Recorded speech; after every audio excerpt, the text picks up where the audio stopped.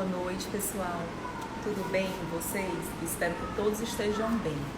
Hoje nós voltamos aqui mais uma vez para mais um momento do Colóquio Saviniano, conhecendo profissões, tá? Diante de um momento em que estamos vivendo uma crise biológica, podemos dizer assim, nós resolvemos chamar um farmacêutico bioquímico, tá? É o Dr. Ronaldo Costa. Ele é pai da Ana Clara. Ele é um pai saviniano. Ele vai nos esclarecer um pouco mais sobre o curso de farmácia, sobre a carreira profissional dele.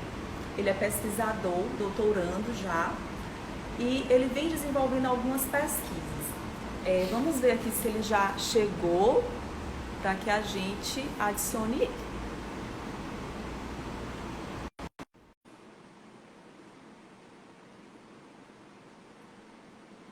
Só mais um instante.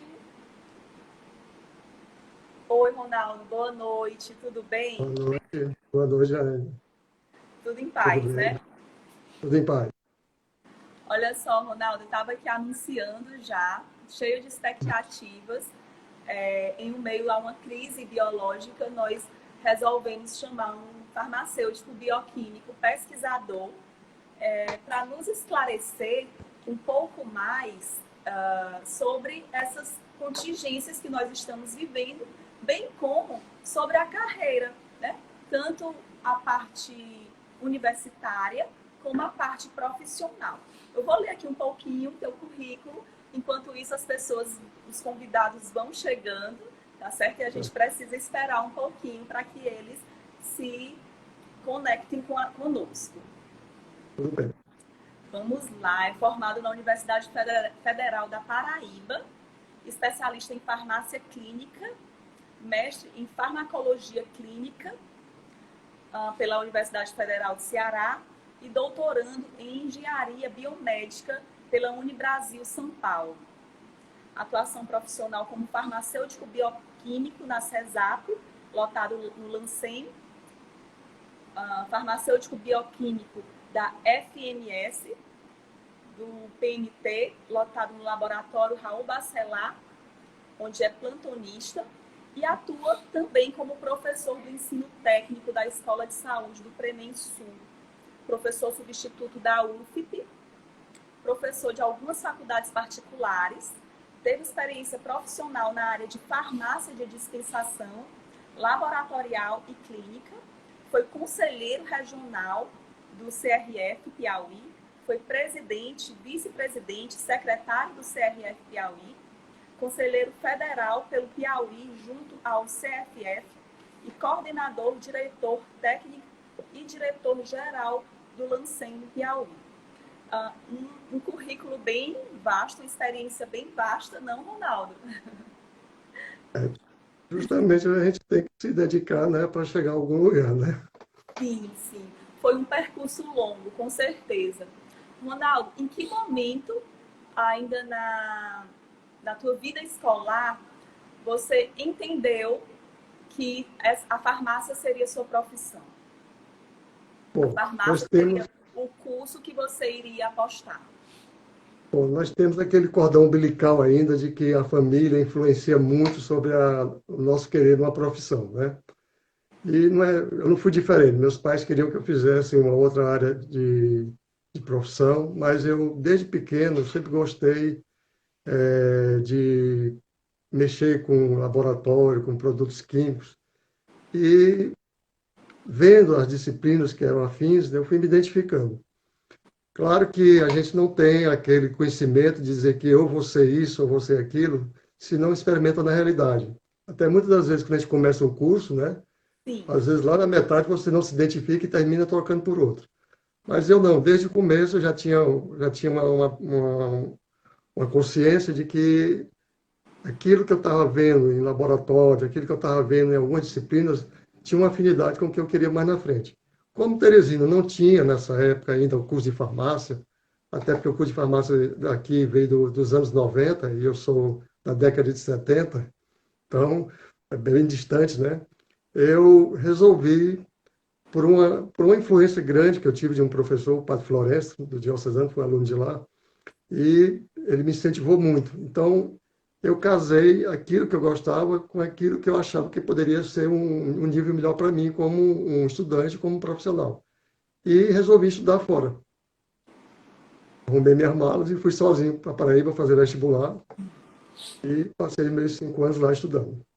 Na tua primeira tentativa e Eu experiência passei, fora foi na Universidade Federal da Paraíba. fui na Universidade Federal da Paraíba. Fiz o curso de farmácia lá e depois retornei para o Piauí, né, onde comecei a trabalhar. Sim, Mas, mesmo assim, a gente ainda tem aquelas condições de que a família ainda quer que você tenha alguma ligação com aquilo que eles gostariam. Eu terminei fazendo ainda engenharia de alimentos, né? Mas abandonei assim que meu pai faleceu, porque não tinha mais sentido, né?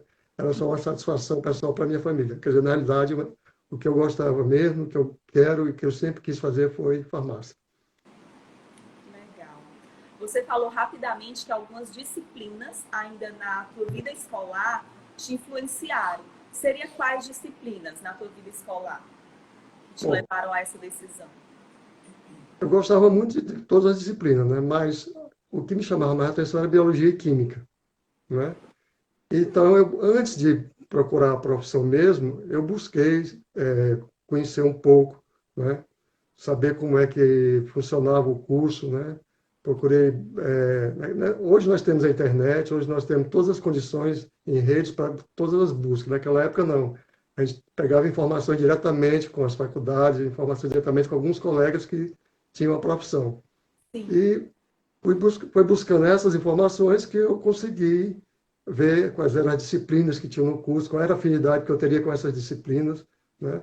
E pelo fato de já ter uma relação muito grande dentro da disciplina com aquilo que eu via dentro do ensino médio e do ensino fundamental e básico, eu consegui me identificar e fazer o curso.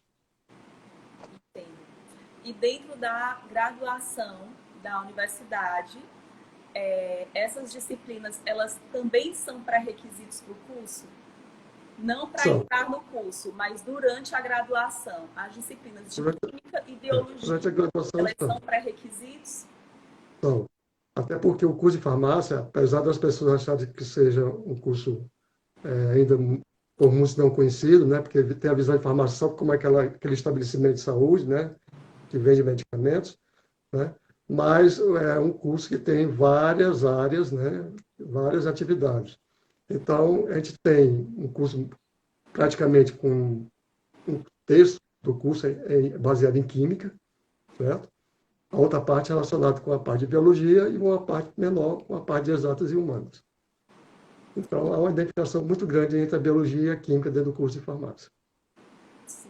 E as dificuldades encontradas durante a graduação, Ronaldo? Como você teria algumas para nos falar ou para comentar? Sei que naquela época era diferente, o acesso era diferente, as Uhum. dificuldades deveriam ser maiores, talvez, mas como foi esse processo da graduação? Que tipos de dificuldades foram encontradas nesse percurso? Bom, na graduação, a gente teve eu tive a felicidade de estudar numa faculdade que estava entre as 4 melhores do Brasil, pelo ranking, né? Então, nós tínhamos um quadro de professores excelentes, inclusive uma coisa que para nós hoje é uma coisa até mais nova, na minha época já não era nova. Quando eu entrei no curso, já existia até um mestrado na área de farmácia. Já isso na década de 70, Sim, coisa que no Piauí veio acontecer nos anos 2000, né? Então, você vê a diferença, a disparidade de tempo, né? Então, a gente tinha um quadro de professores excelente. Inclusive, eu tive o privilégio de ter os professores da área de pós-graduação lecionando na graduação para a gente, professores estrangeiros. Então, eu tive 12 a 13 professores de fora do Brasil que eram professores de graduação para a gente. E a grande dificuldade da gente era material, né? Porque tinha limitações, né? Livros, né? A maioria das vezes estudava por cópias.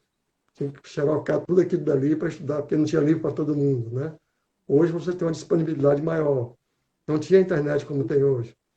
Então, os laboratórios tinham as suas limitações, mas a faculdade ela tinha um know-how que dava para suprir a nossa necessidade. Então, eu tive o privilégio de estar numa faculdade com um grau bem elevado. A tua faculdade foi em João Pessoa ou em Campina Grande? Porque eu lembro que já tinha curso também em Campina Grande, acho que na década de 1990, acredito que já tinha, mas eu não sei exatamente a diferença entre a Universidade Federal da Paraíba em João Pessoa e em Campina Grande. Existe essa diferença Na, no curso? na realidade, existia a Universidade Estadual da Paraíba, que ainda existe, né, claro, a Sim. UEPB, e a Federal da Paraíba. Existia um campus da Federal em Campina Grande, certo? E esse campus da Federal de Campina Grande mais tarde se tornou a Universidade Federal de Campina Grande, isoladamente, né? Agora pelos anos 2000. Mas até lá era um campus avançado da Universidade Federal da Paraíba. Então tinha o curso de farmácia em João Pessoa, que era da Federal, e tinha o curso de farmácia na Estadual em Campina Grande e em João Pessoa também, né? Sim, sim. Quais são as possibilidades, a partir do curso de farmácia, para entrar no mercado de trabalho? Quais são as áreas de atuação atualmente, né? Porque eu imagino que daquela época para cá existe uma diferença no mercado em expansão. Você poderia nos comentar um pouco sobre isso, sobre as áreas do mercado atual? Bom, ao longo do tempo, né, a profissão ela veio crescendo de acordo com o desenvolvimento de tudo, né, tecnológico, né, científico, de todas as áreas, né? E o Conselho Federal de Farmácia, ele é um órgão que regulamenta todo o exercício profissional. Então, ele compilou em resolução, certo? Em 10 áreas, né, em 10 áreas de atuação da profissão, e dentro dessas 10 áreas nós temos em torno de 130 especialidades. Quer dizer, é uma gama de especialidades muito grande para se trabalhar, né? Então, a gente tem desde a área administrativa, né? Nós temos a área de toxicologia, nós temos a área de análise clínica, nós temos a área de farmácia, né? Nós temos a área de alimentos, né? A área de educação, a área de gestão, certo? Então, dentro de todas essas áreas, eu vou ter várias especialidades em cada uma delas. Então, ela se distribui em torno de 135 especialidades hoje. Então, a cada ano, a cada inovação que exista, que possa trazer o farmacêutico para trabalhar em determinada área, certo? A indústria, por exemplo, também, que é uma das áreas bem básicas. Então, o farmacêutico, ele vai atuar, certo? Basta que ele tenha a capacitação, né? E ele procure estudar, ele procure se adequar àquela situação, até porque algumas áreas elas são bem específicas e elas necessitam até que você tenha uma especialização. Eu dou exemplo de farmácia de manipulação, né? E farmácia homeopática, né? Não adianta você ter só a questão da grade curricular. Você tem que ter, além disso, uma especialização que lhe garanta que você possa exercer aquela atividade. Outras áreas não necessariamente, você pode simplesmente adequar-se com pós-graduação. Sim, sim. Normalmente existe uma questão, né? Não sabendo de todas essas elucidações que você está nos fornecendo, as pessoas acham que se formar em farmácia é trabalhar com a farmácia, literalmente, como farmacêutico, digamos assim. Qual é a responsabilidade social do farmacêutico? Bom, O a gente farmacêutico tem, trabalha em farmácia, diretamente com a a indústria. gente tem, a gente tem dentro da área de farmácia vários segmentos, né? Então, a gente tem aquela farmácia que hoje a gente diz como, entre aspas, farmácia comercial, certo? Que a gente Sim, chama farmácia comunitária, né? E a gente tem outras áreas de farmácias onde o farmacêutico pode atuar dentro desse contexto social. Então, eu tenho a farmácia hospitalar, eu tenho a farmácia oncológica, eu tenho a farmácia industrial, eu tenho a farmácia de manipulação, eu tenho a farmácia homeopática. Quer dizer, são várias áreas onde pode se atuar, certo? Tendo um papel importante, porque existe uma relação que, ao longo do tempo, ela foi construída e destruída ao mesmo tempo, certo? Isso é um processo histórico, né, que vem desde a época do Império, né, quando foram criadas as primeiras faculdades, depois, com a industrialização, a partir da inovação dos medicamentos, né, na década de 40, com a descoberta da penicilina, né, então a farmácia se tornou um ambiente de negócio, certo? Então, visto que o farmacêutico, antigamente não era um farmacêutico, era um prático, era um boticário chamado, né? Com a formação, depois daí, dos profissionais, começou-se a colocar o profissional simplesmente como aquele que era só o responsável pelo estabelecimento. E visto como um entregador de medicamentos só. Então, esse foi um quadro que se destruiu ao longo do tempo. Mas nos Estados Unidos, eles não se renderam a essa condição e partiram para dentro dos hospitais e constituíram uma atenção farmacêutica, né, que levou à farmácia clínica, que mais tarde veio para a comunidade. Sim. Que no Brasil é uma luta nossa que já vem dos anos 80 para cá, certo? Quando houve os primeiros embriões e com a legislação mudando ao longo desse tempo, e aí a gente teve a favor a legislação do SUS, que enquadrou o farmacêutico lá dentro, certo?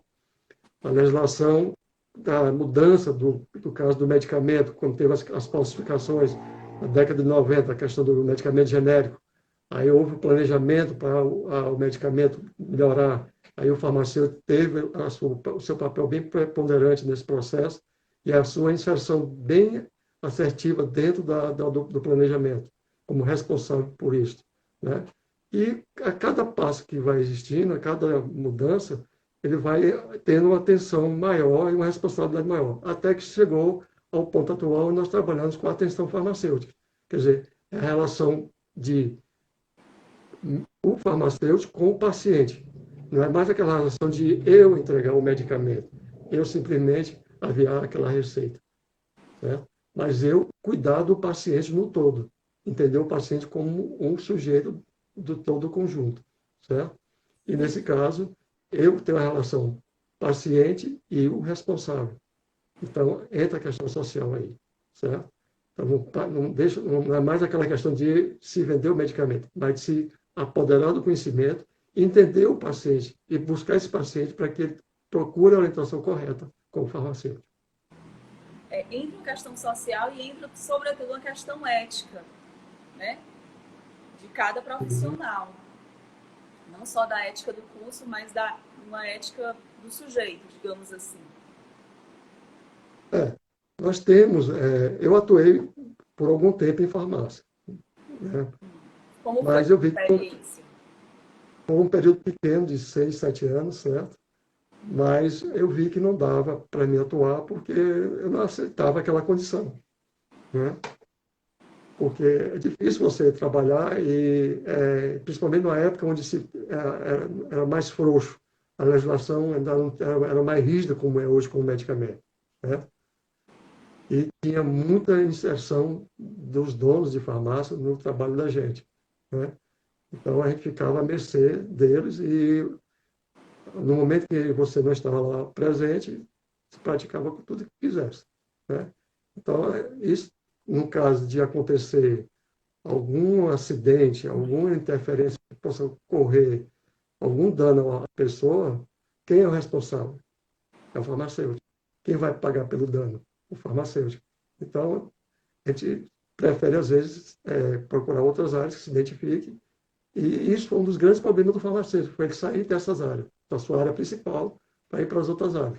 Claro que nas outras áreas ele cresceu, ele dominou o mercado, ainda continua dentro do mercado bem forte, mas isso está revertendo, porque hoje as faculdades, a maioria dos estudantes estão se voltando para a farmácia e não para as outras áreas. Isso é bom, porque ele está vendo a relevância do seu papel na sociedade, né? E a sociedade tem que conhecer e tem que exigir a presença dele, né? Tem que exigir o seu conhecimento, porque é um direito dela. Sim, sim. Ótima resposta. Ronaldo, diante desse contexto em que nós estamos vivendo, né, não sei se eu poderia chamar de uma crise biológica, e que a gente sabe que existiu uma demanda, e ainda existe, da pesquisa, né, da pesquisa da vacina, da pesquisa da medicação, do tratamento. para algumas doenças, para algumas viroses. Como acontece a autorização e a produção da medicação e da vacina? Bom, na realidade, nós temos três tipos de medicamentos no mercado, né? Que é o medicamento de referência, que é o de marca, né? Nós temos o medicamento genérico e o medicamento similar, certo? Quem regula isso é a Agência Nacional de Vigilância Sanitária, a Anvisa, né? Pelo Ministério da Saúde. Então, esses medicamentos eles estão comprovados, suas eficácias, né? Então, eles são feitos testes de bioequivalência, biodisponibilidade, né? Para que eles tenham a garantia e segurança para o uso deles. Claro que todo medicamento ele tem seus efeitos, né? Adversos, né? Então tem que ter o cuidado de saber usar o medicamento. E claro que o nosso papel é justamente contra o uso irracional desse medicamento, né? A gente sabe que ainda existe muito no nosso país, né? Diferentemente de alguns países, né? Onde não se deixa acontecer muito isso. Mas, para a produção de um medicamento, dependendo do que você vai pesquisar, do tipo de patologia que você vai trabalhar para conhecer um novo produto, para que ele tenha uma condição ideal para aquelas patologias, demora anos, né? Então, tem medicamentos que passam 10, 15 anos para entrar no mercado, né? Tem medicamentos que entraram no mercado, mas com o tempo eles viram que eles poderiam ser utilizados, né, para outras patologias. Então, o papel dele inicial, que estava sendo pesquisado para ser utilizado, acidentalmente, né, por uma condição até boa do destino, ele foi utilizado porque pacientes com outras dificuldades, né, em outras doenças, esse medicamento atuou bem. Então, ele foi utilizado definitivamente para outra patologia, certo? E tem aqueles medicamentos que eles costumam chamar off-label, né? Que é o caso que está acontecendo agora nessa pandemia, né? Onde esse medicamento ele vai atuar de uma forma secundária, né? Ajudando a minimizar o problema da doença, certo? Então, eles não são considerados medicamentos assertivos para aquela patologia, mas eles podem ser utilizados porque, em algum momento, com o uso, com alguns estudos, eles foram trabalhados para minimizar o problema que está existindo, certo? Mas, preponderantemente, o medicamento ele tem uma finalidade para determinada patologia. Sim. E a questão da produção e liberação da vacina, como isso se dá? Bom, aí vai ser de acordo com cada patologia, certo? Então, dependendo do tipo de patologia, principalmente no caso de vírus, né? Então, é preciso se conhecer, né? Primeiro o vírus, né? Saber, aí entra a questão genética, né? Saber como é o comportamento, as modificações que vai ser conseguindo a cada dia, porque o vírus ele não é imutável, certo? Diferentemente de um outro micro-organismo que pode ter uma mutação menor, né? E o vírus é diferente. Então, eles são mutações muito maiores, né? É o caso que está acontecendo agora, né? Então, tem-se a ideia que o vírus é único, né? Mas ele não é único.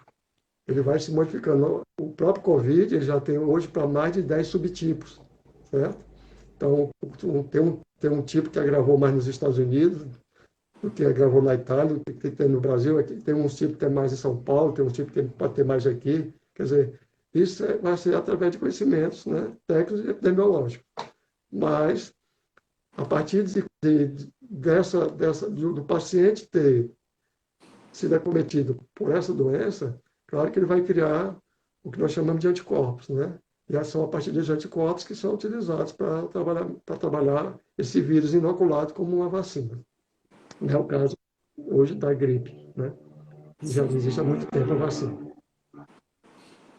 Sim, sim, sim. Só lembrando, gente, para quem está nos acompanhando, nos assistindo, essa caixinha aqui tem uma interrogação. Vocês podem fazer perguntas que nos últimos 20, 15 minutos nós vamos parar para respondê-las, tá bom? E fica muito mais fácil achá-las nessa caixinha que tem uma interrogação, ok? Deixa eu te perguntar outra questão. Qual é, hoje, a parte da farmácia que está em expansão no mercado? Qual é a área do curso de farmácia que está em expansão no mercado? Bom, a farmácia, farmácia comunitária ou a farmácia comercial, ela sempre é um mercado de expansão, certo? Ela sempre vai ter, cada dia mais, o aparecimento de novos estabelecimentos, né? Mas a gente tem uma condição que expandiu muito, né? Porque teve a credibilidade da classe médica e da classe de saúde de modo geral, que foi a farmácia de manipulação, certo? E a farmácia de manipulação ela começou com uma condição só relacionada ao medicamento, mas depois ela expandiu ali dentro para outros setores, como cosméticos, né? Como produtos biológicos, como produtos nutracêuticos, né? São alimentos, né, que são utilizados. Então, ela tem uma expansão muito grande. E uma das áreas que mais cresce dentro da área da farmácia, né? Também tem as farmácias hospitalares, que também está tendo um crescimento muito grande. Então, isso tem trazido um benefício muito grande para os profissionais, porque a procura é grande, né? Porque hoje você não tem tanto profissional com especialização em determinadas áreas, né? Então, a partir do momento que se tem um mercado mais ampliado, e para isso a própria legislação ela abriu esse mercado, né?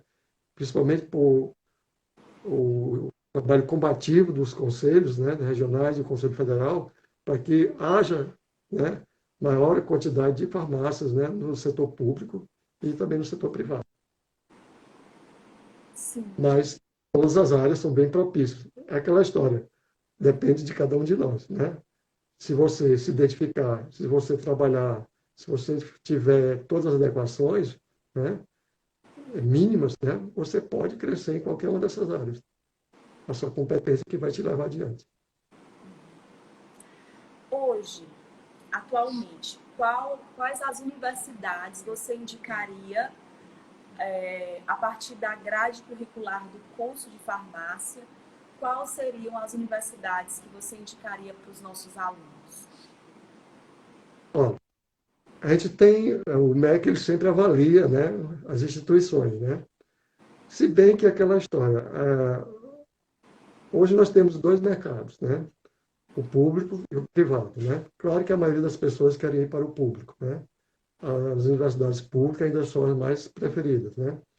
Não quer dizer que, em desmérito à privada, que tenha diferenças exorbitantes, não. Porque hoje se exige, tanto em uma como outra, uma qualificação já no nível bem elevado, de pós-graduação dos professores. Então, isso aí já está equivalente, né? Quanto à capacidade de trabalho, técnica, dentro de cada um, a gente tem faculdades particulares com excelentes laboratórios, com excelentes quadros de profissionais, né? Em todo o Brasil, né? Mas a gente pode destacar vários, né? Então, São Paulo é o ponto de partida, né? Então, nós temos na USP, né? Nós temos da Unesp, nós temos a Unicamp, né? Então, são grandes instituições onde tem os bons cursos. Tem no Rio Grande do Sul, né? Santa Maria é uma cidade onde desenvolveu muito a parte de farmácia, ficou entre as melhores faculdades do Brasil, né? Tem em Brasília também, né? Tem em Salvador, tem em Recife, e o próprio Piauí também desenvolveu demais, certo? Você tem uma ideia, nós só tínhamos a Universidade Federal, na década de 90. Hoje nós temos mais de 10 faculdades de farmácia no Piauí. Quer dizer, não só na capital, mas nós temos em Parnaíba, Floriano, Picos, quer dizer, Piripiri. Então, hoje já começou a expandir mais o mercado para o interior. Então, a própria faculdade de Floriano, que eu conheço, já fui lá várias vezes, né? É uma excelente faculdade. Eles têm uma estrutura muito boa dentro da faculdade. Até porque os colegas que são os proprietários da faculdade, né? Eles são farmacêuticos. E eles tinham uma indústria farmacêutica lá. E essa indústria eles colocaram à disposição todo o equipamento de laboratório para a academia. Então, Quer dizer, nós temos uma estrutura que poucas faculdades não têm, né? Então, aliás, poucas não, boa parte não tem. Então, isso é muito relativo, né? Depende de que área você vai se direcionar. Por exemplo, se for indústria, Floriano tem uma excelente fonte de trabalho, né? E acadêmica, né? Até porque lá tem a boa parte da indústria do Piauí farmacêutica em Floriano, né? Cresceu Mas, muito, de né? modo geral, de um modo geral, todas as faculdades elas têm hoje, que elas estão captando os alunos e elas precisam melhorar também, né? Então, o mercado deve estar competitivo. Surgiu aqui uma dúvida que subiu do próprio Instagram. Existe uma diferença muito grande entre o curso de farmácia e o curso de biomedicina? Existe. Na realidade, essa é uma discussão que já vem ao longo do tempo, certo? Primeiro, foi a questão, nós temos uma, não é disputa, mas nós temos uma linha de limite entre profissões onde é uma linha tênue, certo? Que a gente chama de linha cinzenta, né? Em que ambos profissionais ficam atuando um na área do outro, né? E essa disputa termina em condições legais, né? Para saber quem tem realmente a legalidade de trabalhar ou não. A biomedicina ela surgiu com uma dissensão da biologia, certo? E não em relação à farmácia. A dissensão que houve com a farmácia foi por conta da análise clínica, certo? E aí houve a disputa. Mas o biomédico ele ficou no mercado porque na década de 80, no governo Figueiredo, ele foi estabelecido legalmente, certo? Por lei, né? E naquele momento ele era mais para suprir a questão acadêmica, que não tinham, no momento, número de professores para a área de saúde. Mas os biomédicos conquistaram, né, com o tempo, a área de análise clínica, né, e também a área de imagem, certo? Eles não podem dar o laudo, mas eles podem trabalhar com a parte de imagem. Mas, em relação à farmácia, a única diferença só é essa, a questão da análise clínica. Mas isso é uma questão que já está pacificada. O médico pode fazer análise clínica desde que ele tenha a especialidade dele em patologia clínica. O farmacêutico, hoje, como ele é generalista, né, ele pode fazer, porque já, a graduação já lhe permite isso, certo? E o biomédico também, porque é generalista, também faz isso. Quer dizer, hoje, de um modo geral, as profissões ficaram de forma generalizadas. Então, a única diferença é que o médico precisa ser o patologista para atuar em análise clínica. E o farmacêutico, ele já, de uma forma geral, já pode fazer. Antes, não. No meu caso, eu fui formado porque era separado. Eu tinha farmácia administrativa, farmácia industrial e farmácia bioquímica. Então, eu tinha que fazer todo o curso para poder exercer, né? Mas hoje ele tem uma graduação, todas as disciplinas da área, ele já pode exercer. Depois é só se aprimorar. E o biomédico não. O biomédico hoje ele está entrando no mercado. Claro que o farmacêutico está saindo um pouco do laboratório, e isso está tendo uma seção maior dos biomédicos para essa área de laboratório. E o farmacêutico está se voltando muito para a área de farmácia novamente, que é muito bom. Então, o bioquímico ele pode exercer foi uma pergunta da professora Gardene. Ela é professora da Universidade Federal do Piauí, do curso de biologia. E ela questionou isso. Se o bioquímico, por exemplo, poderia exercer uma função do farmacêutico. Bom, aí a gente tem que ver o seguinte. Isso foi até uma questão que uma época apareceu de um colega médico que tinha pós-graduação em bioquímica, certo? E ele se achava no direito de ter o laboratório dele, certo? Só que a gente mostrou para ele que não é a pós-graduação que vai qualificá-lo como um analista clínico em laboratório. No caso do médico, ele precisaria ter a especialidade em patologia clínica. Ele poderia ser doutor no que ele quisesse, em bioquímica, mestre em bioquímica, especialista, mas ele não poderia exercer, né? E uma coisa é a pós-graduação nessa área, outra coisa é a formação específica da profissão. No caso, a gente tinha denominação de farmacêutico bioquímico porque era a graduação, era que o MEC, naquela época, fazia as diretrizes curriculares, dessa forma. Com a mudança para generalista, não. Aí você paga toda a disciplina do curso completo, que inclui toda a área de indústria, a área de administrativa, alimentos e análise clínica, e te dá o direito de trabalhar com o laboratório de análise clínica. Bioquímica sozinho não existe, certo? Eu posso trabalhar dentro de uma disciplina de bioquímica, trabalhar com outras formas de bioquímica, mas não me dá o direito de trabalhar dentro de uma farmácia. Dizer que existe um bioquímico. Não existe essa profissão bioquímico, certo? São excelentes as suas respostas, porque a gente está atingindo um público muito grande. Nós estamos atingindo não só o público do colégio, dos alunos do colégio, porque a proposta primeira era atingir o terceiro ano para esclarecer sobre as profissões, mas nós estamos conseguindo esclarecer questões para a comunidade acadêmica, para a comunidade saviniana. Aqui eu estou vendo que tem muitas pessoas queridas, professores da Universidade Federal do Piauí, que estão nos acompanhando desde o início, do curso de Biologia, do curso de Educação Física e tantos outros cursos.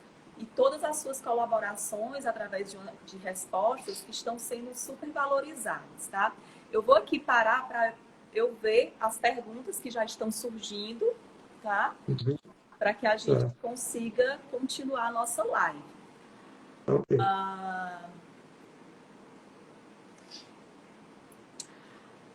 O farmacêutico pode ou tem perspectivas futuras para receitar remédios aos pacientes? Uma boa pergunta. Existe uma condição que foi criada nos Estados Unidos, que foi a farmácia clínica, certo? E lá foi demonstrado, através de estudos, né, a essência do farmacêutico junto à equipe multiprofissional, certo? É tanto que o farmacêutico cresceu, né, e conquistou seu espaço nos Estados Unidos. No Brasil, essa é uma conquista que a gente vem lutando há anos, certo? Primeiro foi a condição do farmacêutico clínico, certo? Então, farmácia clínica. Isso começou na década de 80, no Rio Grande do Norte, através de um colega, Dr. Tarciso, Palhano, da Universidade Federal do Rio Grande do Norte. Ele foi um dos maiores incentivadores, né, disso, né, porque o Chile já vai fazer isso já há algum tempo, né? E ele trouxe para o Brasil isso como novidade, e lá foi a primeira sementinha, e hoje espalhou pelo Brasil inteiro. A partir daí, o farmacêutico ele começou a trabalhar de uma forma diferente. Não era aquela assistência só farmacêutica, não era só a questão de se apoderar do medicamento para si, mas ele começou a trabalhar com o paciente, né, com atenção ao paciente. É tanto que hoje nós temos uma resolução do Conselho Federal que é do farmacêutico intensivista em UTI. Né?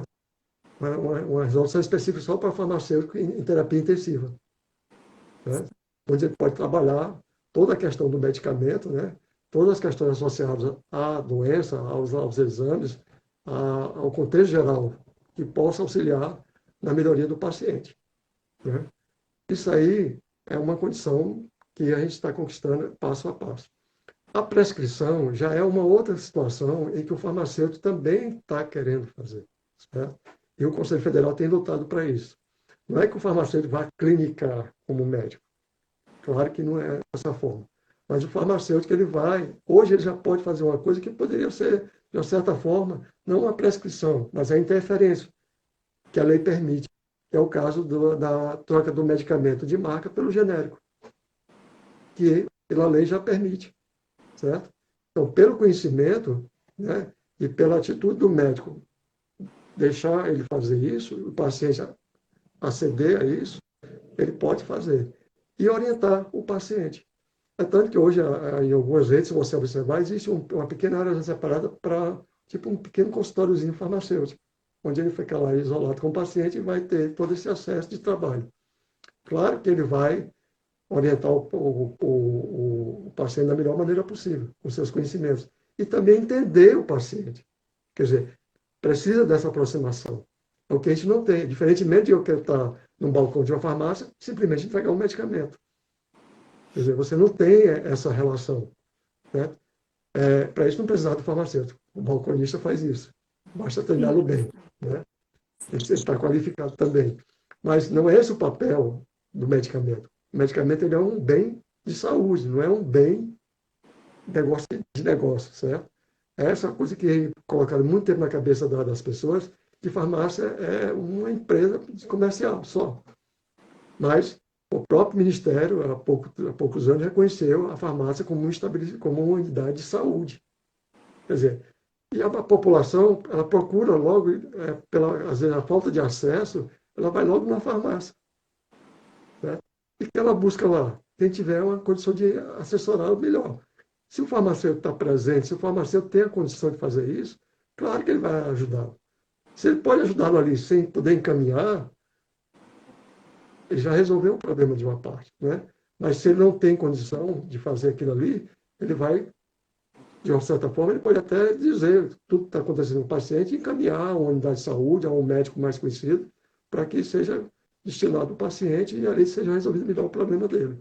Isso, de certa forma, você está trabalhando de uma forma de ajudar até orientar o próprio paciente e orientar até o próprio profissional de saúde quando chegar o paciente com algum problema. A prescrição, ela é uma condição que ao longo do tempo ela vai existir.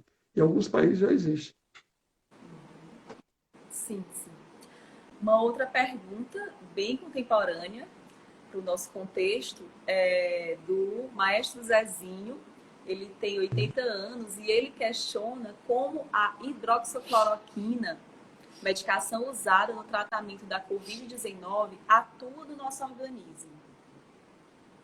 Bom, a gente tem a hidroxicloroquina, é o nome derivado da cloroquina, né, que são medicamentos utilizados desde a década de 30, né, para a malária. Né? Mas, ao longo do tempo, foi se vendo que ela também poderia ser utilizada em outras patologias, como lúpus, né?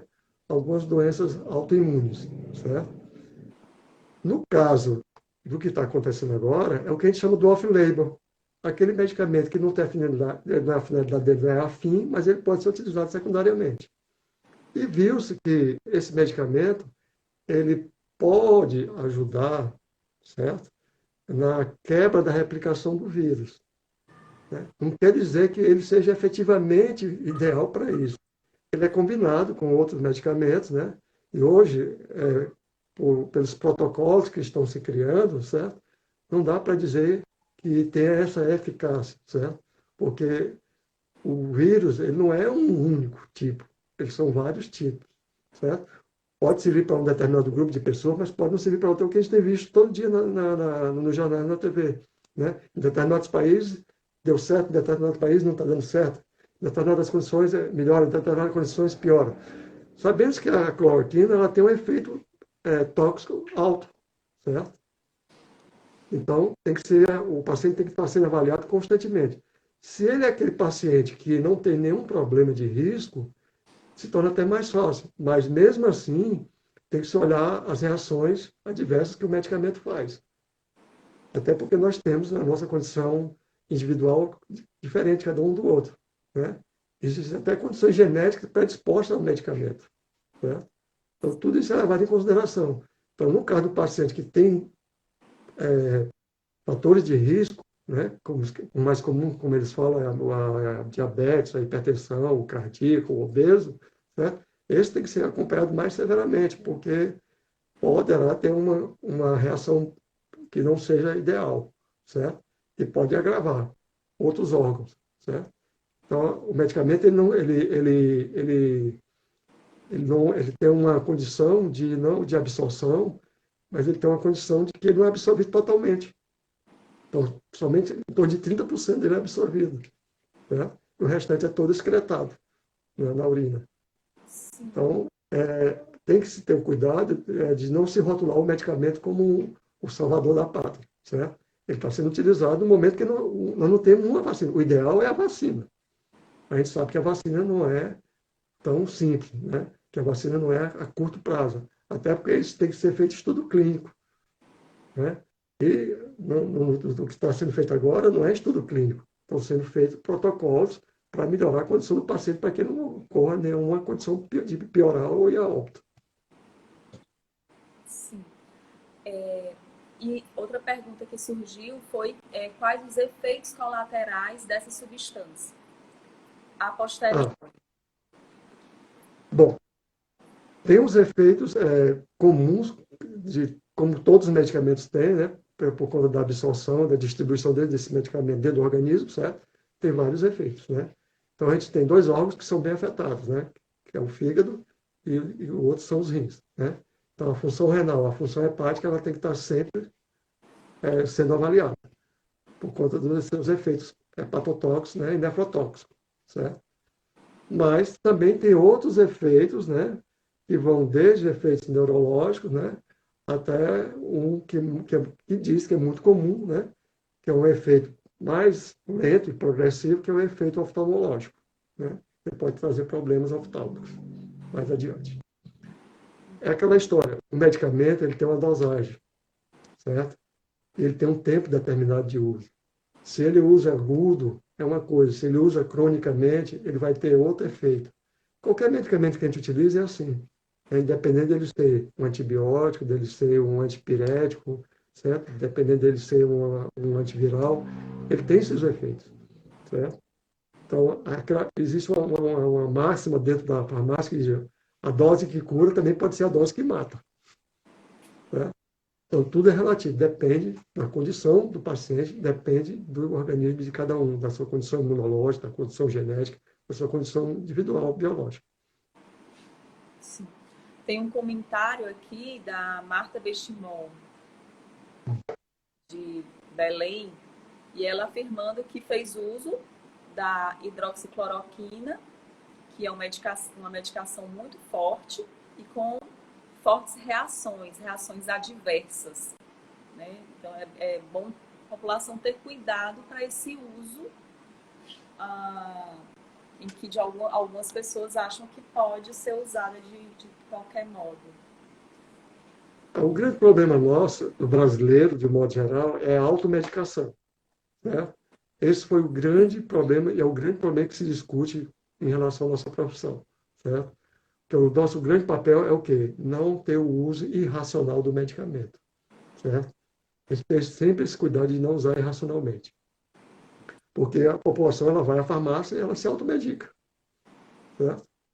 Quer dizer, nós somos médicos de nós mesmos, né? Isso é um grande erro.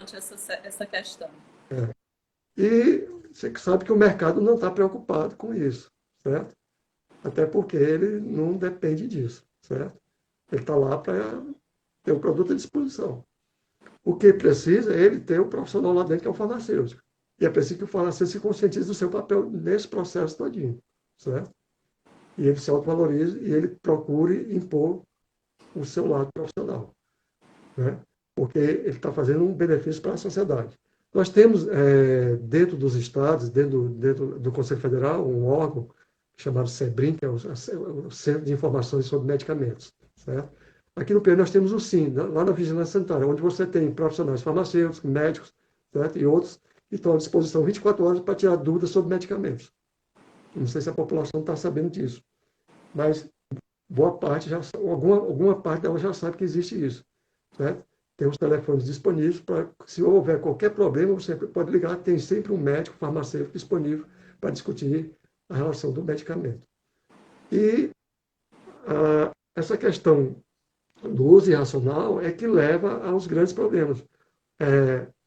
Não é estatisticamente divulgado, né, muito, mas o medicamento é uma das questões de mortalidade também, certo? E de morbidade, quer dizer, de internações.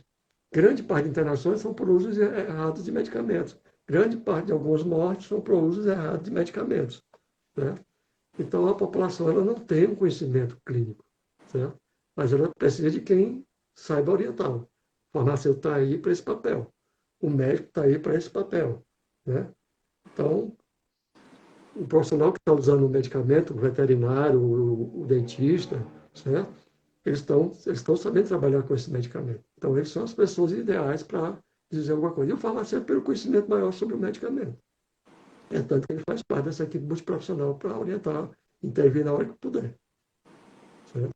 Mas há uma necessidade de que, uma busca grande que sempre teve, foi de que diminuísse esse uso irracional.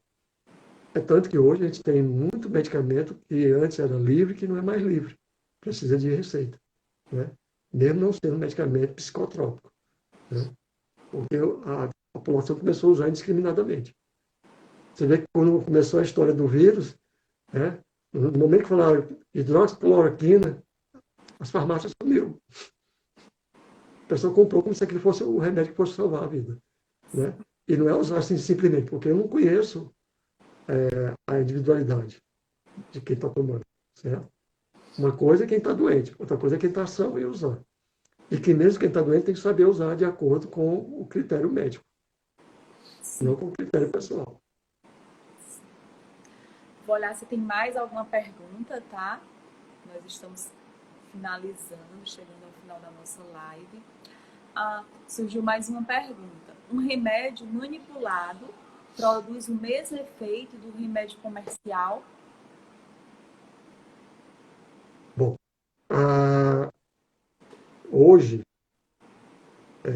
o mercado ele é disponibilizado por várias indústrias que fornecem matéria-prima, certo?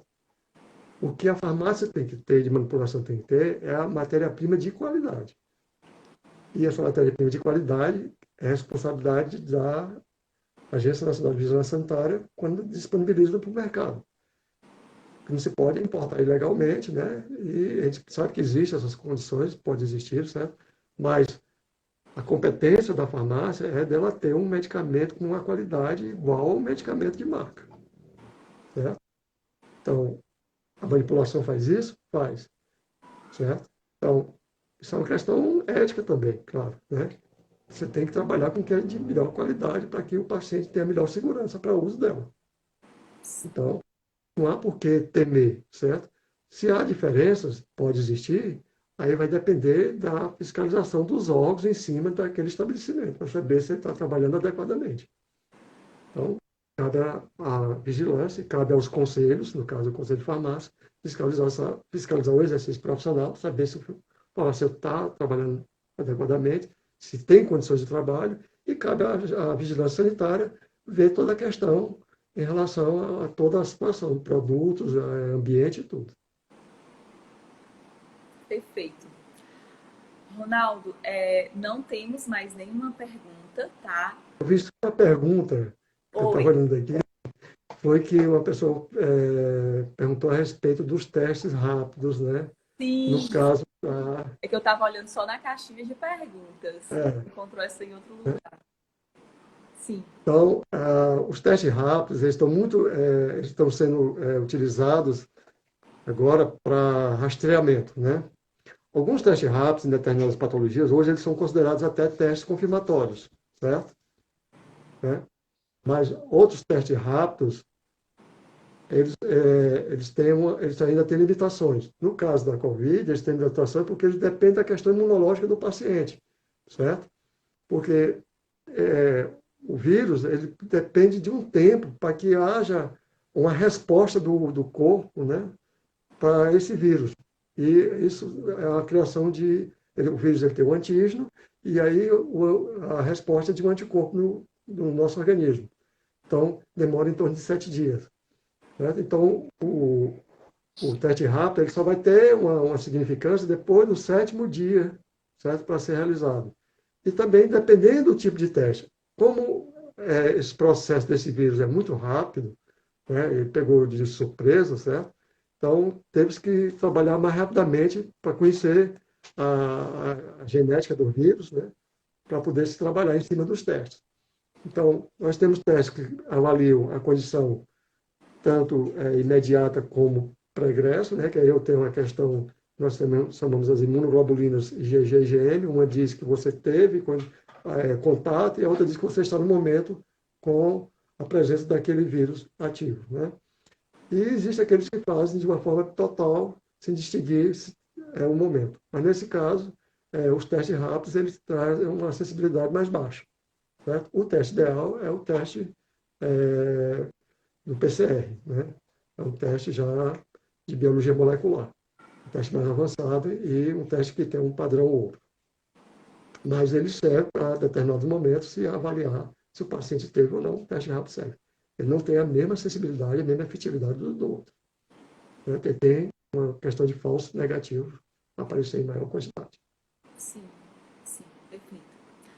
Olha só, quero te agradecer, tá? Em nome do Colégio das Irmãs, em nome dos meus colegas de trabalho, da coordenação do terceiro ano, da direção do colégio, nesse momento em que nós estamos atravessando, né? Você vem como pai, foi muito solícito, foi muito importante a sua participação no nosso colóquio sabiniano. Suas respostas foram todas muito esclarecedoras, não apenas sobre o curso, sobre a sua carreira, mas profissionalmente falando e da responsabilidade social que a sua profissão tem, da sua responsabilidade ética para com o outro. Tá? Eu deixo aqui minha gratidão, meu agradecimento em nome do colégio, tá certo? E eu também gostaria que você se despedisse nesse momento para finalizar a nossa live. Bom, eu agradeço ao colégio, né? Agradeço especialmente o seu convite, certo?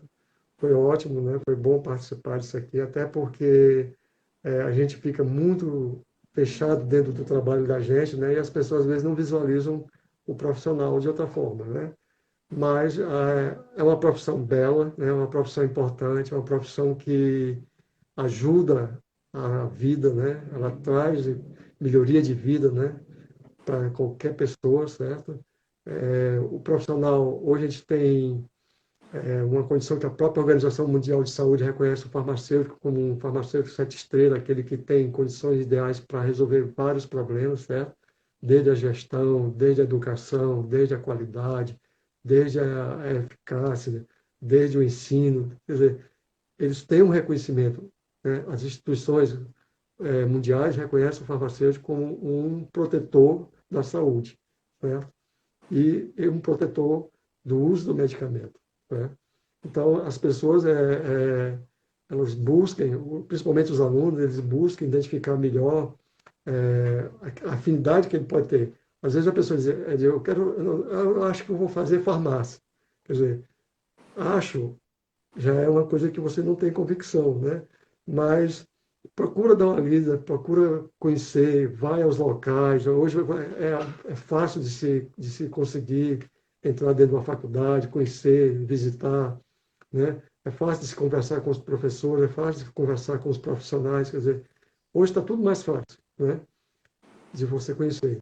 Mesmo hoje os colégios levam alunos, né, no centro de trabalho, por exemplo, eu trabalho no LACEN, de vez em quando vem turmas de alunos, né, seja de ensino médio como de nível superior, para conhecer as atividades, para conhecer o que se trabalha, e muitos deles saem encantados com aquilo dali, e dizem que é aquilo dali que eles querem fazer na vida deles, né?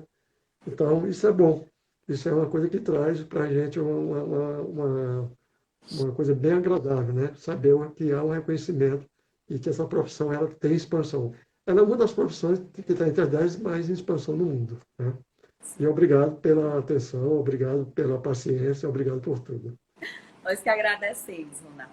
Um abraço bem Um grande. abraço, Eu obrigado. aproveito aqui para anunciar que na próxima quarta-feira nós vamos voltar com o aluno, ex-aluno do Colégio das Irmãs.